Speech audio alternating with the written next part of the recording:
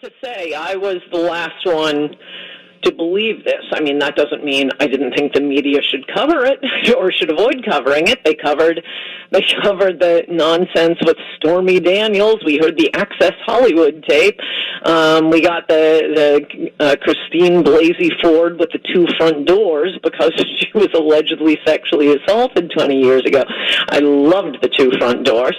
But, you know, I worked in the Senate or with the Senate Judiciary Committee. I worked for a low-down enough senator that we weren't specifically assigned to a committee. We had to cover lots of them, but it was Senate Judiciary Committee. So I saw Biden.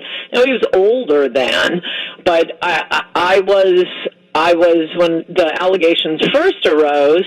I mean, I didn't work for him, obviously, but I saw him, and it didn't seem very plausible to me. But now, I got to say, you have a lot of evidence. There are the things you've cited, the next-door neighbor. I think there's another friend that's come forward. Also, interestingly, the far-left writer passed away a few years ago, very far left, formerly of The Nation magazine, I think it was, not Salon. It was The Nation. Alexander Coburn. He wrote a piece in 2008 when Obama picks Biden as his vice presidential candidate, you know, going through this and that. I mean, he was attacking Biden for not being liberal enough. That was the gist of the column he wrote. And then right there in one of the early paragraphs, he talks about how Biden, you know, is a well-known sexual harasser and how he or this magazine has talked directly to a recipient of this sexual harassment. I just tweeted that one out earlier today. The call to Larry King from Tara Reade's mother, which CNN has taken down. Again, bullet to the head of the media. We will take no more pleas. No, oh no, we'll try to do better next time. No, they cannot be trusted. The media's got to be burned to the ground, and so something more ethical can arise in its place. But now, I mean, the indicia that a normal person would look for all seem to be there. They're very credible allegations.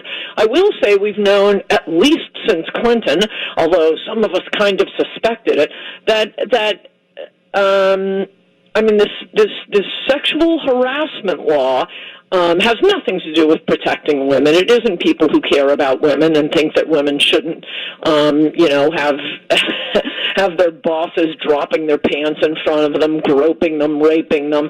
No. It's always been a political weapon that only works. It's like a subway card. It only works against Republicans.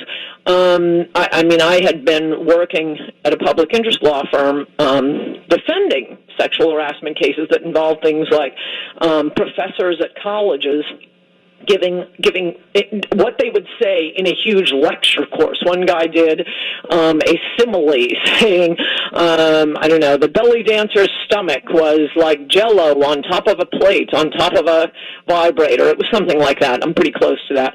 And one woman, he wasn't speaking to one person in particular, one woman sitting in the lecture hall sues him for sexual harassment. He gets punished by the college. Those were the sorts of cases we were defending, and it took a lot of work. I knew about sexual harassment law. They involved cases that would go to trial of a man having a vacation photo of his wife in a bikini on the beach.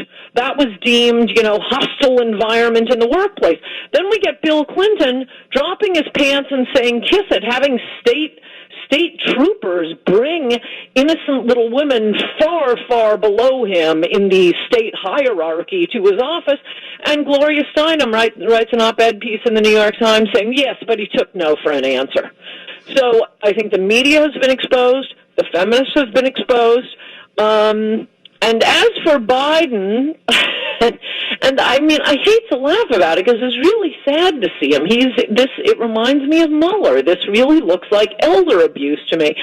And the new point I suspect no one else has made on Biden, because you all don't watch MSNBC. There was much made of the fact that in the 2018 election, that black women in particular, were the ones. Oh, they saved the country. They voted for Democrats. And remember, I don't know if you remember this, all of the hatred for white women who voted for Trump in 2016. These traitors to their gender. So we've been hearing on MSNBC forever about how, thank God for black women voting Democratic.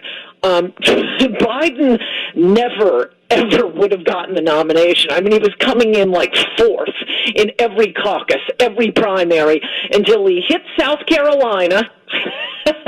And suddenly, James Clyburn said, nope, we're voting for Biden. And throughout the South, all those primaries, the black voters in Democratic primaries voted for Biden. So, ha, ha, ha, Democrats.